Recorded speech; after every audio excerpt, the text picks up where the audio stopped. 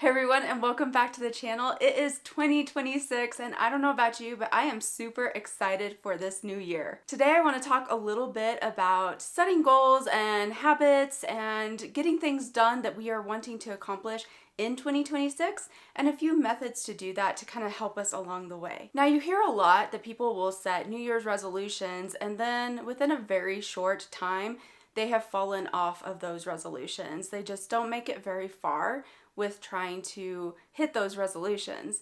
So I want to talk about some different ways to help all of us to actually accomplish the things that we want to accomplish in 2026 and then not get to the end of the year and be going, oh, I wanted to do this and this and this, and I didn't end up doing any of them. Instead, I'd like for all of us to get to the end of 2026 and say, hey, I actually accomplished the biggest things that I wanted to do this year. Now, are we going to be perfect with getting those things accomplished? Are we going to check every box and do every single thing that we'd like to do? Absolutely not. It's very difficult to hit every single thing. Life can happen to us.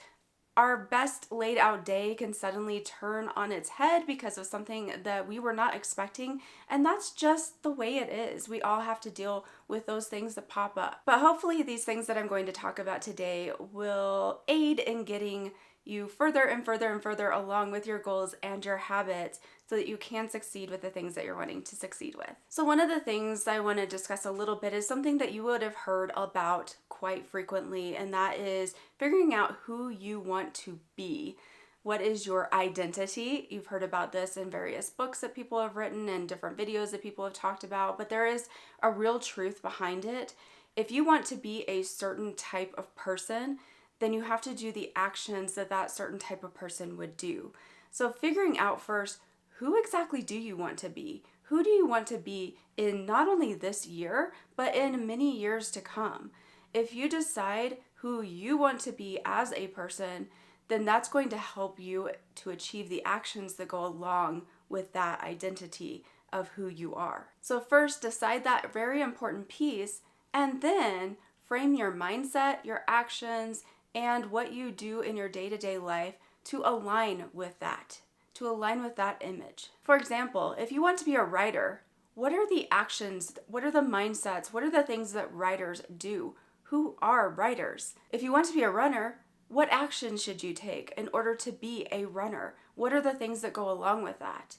If you want to be a musician, what goes along with that? Figuring out who we want to be at our core will help all these other pieces kind of naturally fall into place, maybe where they didn't previously. So for all you writers out there, figure out if you want to be a writer, like that's truly what you want to be, instead of just saying, I'm going to write a book this year, figure out if you are a writer, what are the steps that you need to take in order to become that. It's more than just writing a book. It's a practice of writing.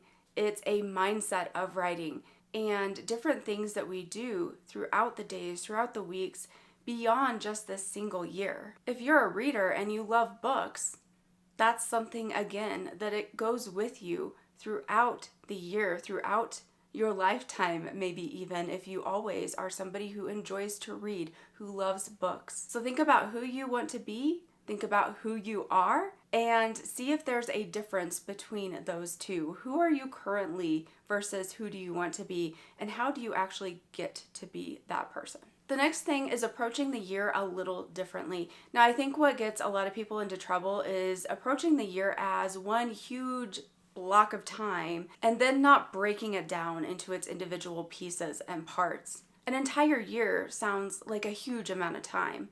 And that can do a couple of things to us. One, it sounds so big that we don't even know how to take the next step in an action because, well, what do? It's an entire year. If I want to finish writing a book by the end of the year, that just sounds like a massive project. And now I'm just overwhelmed and don't even want to start. The other thing that it can do is give us a false sense of security as far as how much time we have. Because when we think, oh, the year is stretching out before me, I have so many months to do this, I don't really need to start working on it right now. I can wait a few months and pretty soon those months turn into more months and then suddenly we're at the end of the year. Because really, when we look back on it, doesn't it feel like the year really goes by pretty quickly? It's over before we know it. So thinking about it as like, oh, I have all this time left to get my things done, it really doesn't help us out to have that mindset, because then we lose the year and the year flies by and then we haven't made any progress for the things that we wanted to do. Instead, something that I'm doing is breaking the year up into parts. And that could be breaking it up into like thirds and having 16 basically week intervals, 4-month intervals, or breaking it up into quarters and having 3-month intervals. And there's a book that was actually written called The 12-Week Year that kind of talks about how much you can actually get done if you think of an entire year being compressed into a 12-week period. So that suddenly gets rid of that idea of, oh, I have all these months to get the thing done. Now I only have 3 months to get it done. And also, we're not quite so overwhelmed, because it's like, okay, by the end of March, I want to do this certain thing. Let's break it up. Let's break it up into weeks. We're going to approach this as an entire year. And as long as we break it down into its pieces and break it down into steps, now suddenly it doesn't feel quite so overwhelming. And maybe it's not, oh, I'm going to write an entire book in 3 months.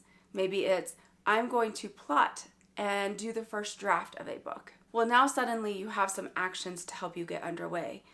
You can take the plotting, you can start developing characters, you can start developing places and people and animals and culture and whatever else you need to develop for that book.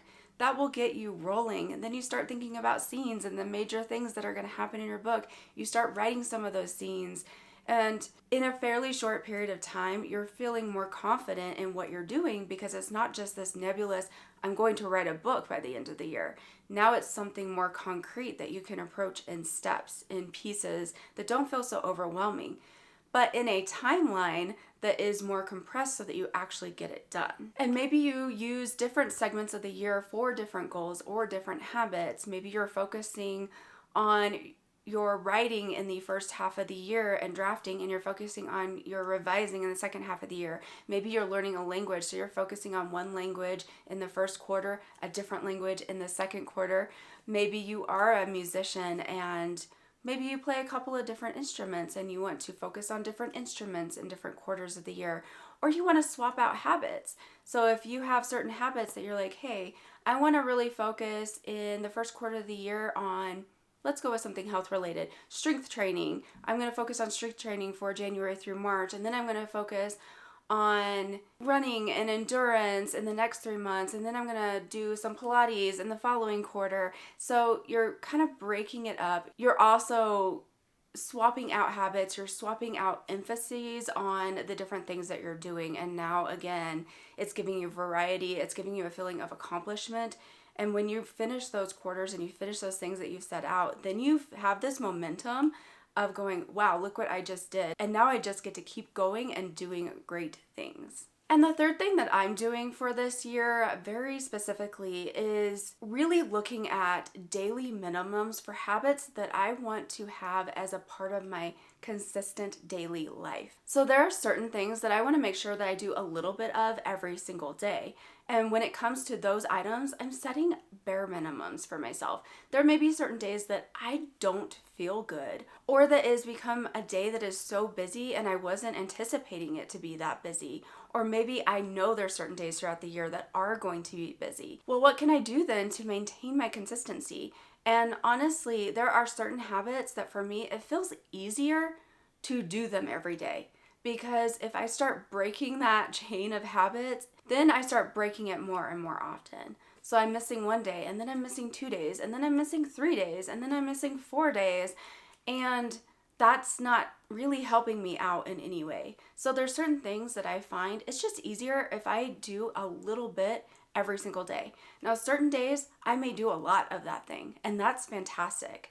But as long as I'm doing at least a little bit to keep that momentum, to keep that consistency, to keep that progress moving, then I feel really good. So for example, let me go back to writing again. In writing, I have set a bare minimum for myself. I want to make sure that I'm writing very consistently this entire year. And in order to do that, I've established these bare minimums. So if I'm not feeling well, or if I have a day that it's just really busy, my bare minimum is either just 15 minutes to brainstorm something or jot down a few notes, or writing maybe 100 words in a draft. Just 100 words. it doesn't take very long to get a few sentences down. And those few sentences, if I write those were sentences that weren't there the day before. And sometimes those few sentences can spawn a new idea. This has actually already come into play for me in the few days of this new year, in that I wasn't feeling well one of the days. But I sat down and I started writing a little bit, and I had this idea. And pretty soon I had written over 200 words and was ready to wrap that scene up and had ideas for the next component that I'm going to be moving into for the story. If I hadn't pushed myself to just sit down and type a few sentences, just a few sentences, that's it, just a few minutes, then I wouldn't have made that progress. So even on days that aren't the best and you aren't necessarily motivated to do something, there are still things that you can do. And you feel really good afterwards. And again, keep these very low, bare minimum things that wouldn't take very much for you to do. For my reading goal, I love to read. I read all the time. And so it's usually not something that's difficult for me to read a little bit every day. But there are some days that the day gets away from me. It's just packed full of things. So my bare minimum is just 5 pages. That's it, just 5 pages in a book. It doesn't have to be that much. It's a little bit. I take a few minutes to read part of a chapter or something, and I've still made progress in my daily reading habit. Another one is activity, movement, exercise. I may not always feel like walking 3 to 5 miles in a day, or I may not always feel like going and doing heavy strength training at the gym. It depends on what's going on. And again, I've set some bare minimums for this. So if it's a day that I don't have time or I'm not feeling really up to it, then just some very light activity. Going for a very short walk outside, just a few minutes, just around the block, doing a few simple exercises, like a couple of sets of some weights, doing some light stretching, something like that, just to get some movement into my day. And sometimes if it's a question of motivation, that little bit of bare minimum will kick off that desire to keep going. So if I do that little bit, like with my writing, I did a little bit and then I wanted to keep going. Those things build on each other. Really, a lot of the times our battle has to do with starting the thing, getting it started. Once we have started it, then that carries us forward. So that is kind of how I am approaching everything this year. I am focusing on who is it that I want to be and trying to make sure that my actions support who I want to be. I'm breaking the year down into its parts and using those pieces to move me along through the different aspects of my goals and habits so that I have a clear roadmap for the year. And also setting daily minimums for myself for those different actions and habits and goals that I want to make sure I'm doing just a little bit of every single day. I hope some of these ideas might help you out as you are undertaking the new year and may give you some ways to succeed and accomplish the things that you are wanting to accomplish by the end of this year. Thank you for spending this time with me. I appreciate you all so very much. And as always, remember to keep following your dreams and believing in the magic of this thing called life. Thank you so much for watching, and I'll see you again soon.